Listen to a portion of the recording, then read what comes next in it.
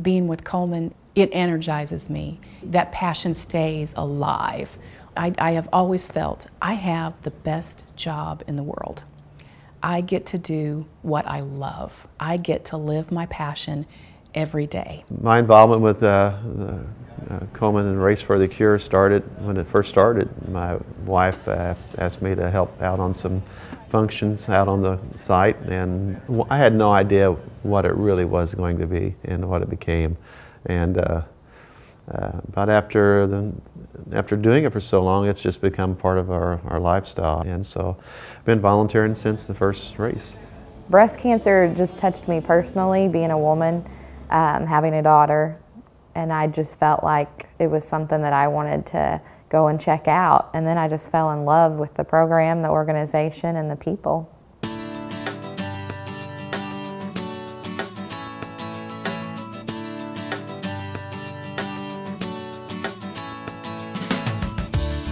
You know, we are so fortunate that most of our sponsors have been with us for 14 years. We have those sponsorship dollars coming in and the support of many great organizations here in our tri-state area.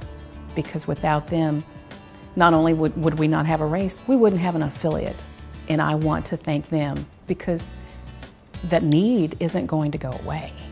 There's always going to be people out there who have no insurance and need a mammogram, or have no insurance and need that money for treatment or for surgery. You can't thank them enough, but I think that's evident of our tri-state area. I mean, it's just good old-fashioned people here who take care of each other and don't mind helping each other out.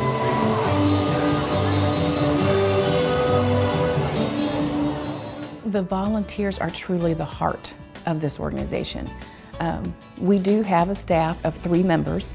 You know, there's an integral part of volunteers who work year-round, of about 25 people who are working year-round on the race. I mean, we kind of direct and organize and make sure that the structure is in place, but it's the volunteers that make it happen. We rely so heavily on volunteers. There are so many unsung heroes, you know, who make this race happen, who make that day happen. Every little thing you see at the race, it's one person or one group that has gotten that stuff to the race that day. There's hundreds of volunteers that you never see that work hard all year long and then leading up to the race. On race day, you see a lot of volunteers out there working in their volunteer shirts. That's only the surface. I mean, it goes much deeper than that. I wish I had our graph of our committee structure. It fills up a page of paper, and there are brackets of all the different committees who go into and funnel into a committee chair, who go back into the steering committee, go up to the race chair. It's amazing how many people it takes to pull off a race. There's probably between 500 and 700 volunteers to make the race happen.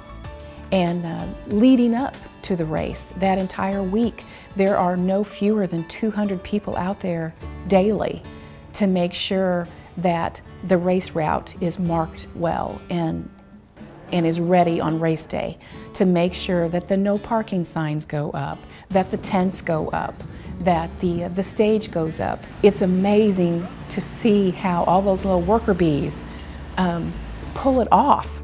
Our food committee alone, I mean, you never see them, but yet no matter where you turn, there's always something for you to drink or eat to keep our volunteers, and then race day to provide those things to the participants. There is a wonderful group of volunteers who work Thursday, Friday, Saturday to ensure that those teams are packed. And then we've got those people out on the race course the day of the race, and hard physical labor sometimes. And we have some volunteers that are so passionate. They're in this office on a weekly basis doing whatever it is that needs to be done.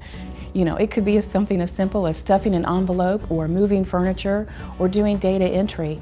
To do what some would think is a non-important job, but every aspect of what we do, standing on the corner on the race course, you know, just helping somebody down the survivor chute. I mean, it's all an important aspect of what we do. Some of our biggest volunteers throughout the year are completely hidden from the rest of the community, and that is our board of directors. We have 15 very passionate individuals who change from year to year, but we meet monthly, and they are the glue that holds it all together. I do not see how we could have such a successful race and bring in so much money for the fight against breast cancer without volunteers. Well, I've said this for many years. We have the best volunteers Tri-State has to offer. If you had to pay people to do this event, we couldn't afford to do the event. There's no way that it could happen. So without them continually coming in and helping and supporting us each year, the race would not be possible.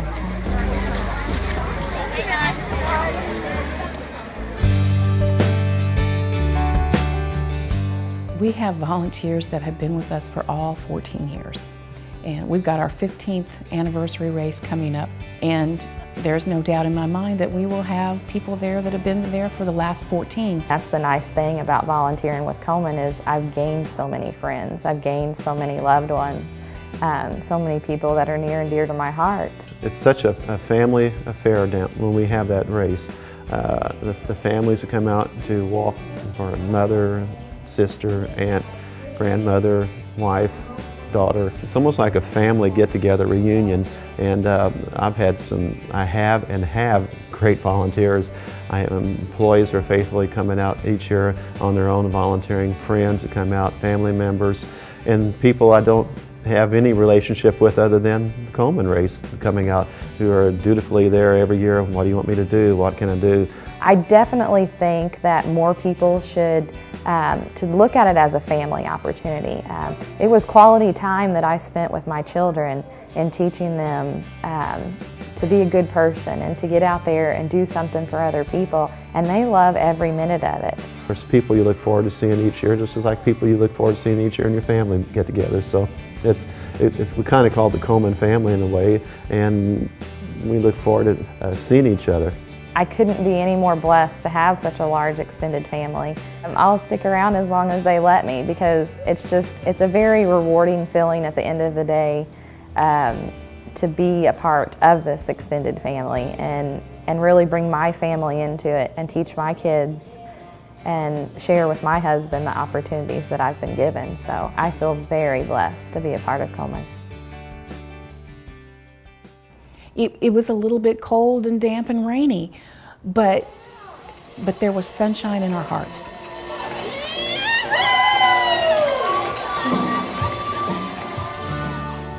Once you got wet, you know, you were wet. So we just remembered why we were there. And I think that the reason it was so successful and everything just still ran as smooth as it did with it pouring down rain was due to the volunteers, the people that were there and dedicated for the fight against breast cancer, rain or shine. It was the most inspirational race we've ever had, I think, and from that aspect of, I think we all thought, well, very few people will show up. It'll be a very thin turnout. And the community that still came out. I mean, it just really shows you what a wonderful community that we live in, that they would still come out and just support the survivors, or, you know, remember the ones that they've lost and celebrate that day. Standing there looking, it was just a sea of umbrellas from Cherry Street down Riverside all the way to Walnut. And it looked just as crowded as the last 2 years down there on that. And that is an amazing sight, sunshine or rain, the amount of people packing in down there. It did not rain on our parade. We still had our parade, we still had our race. People stayed. And everywhere you looked, there were people celebrating. Standing there in pouring down rain and looking out over a sea of umbrellas and just laughing, because, I mean, nobody was diminished. They just kept rolling back through with their baby strollers. They were coming through with infants, I mean, family members. It was unbelievable. I mean, it couldn't have been a more beautiful day. And with every raindrop, I said that.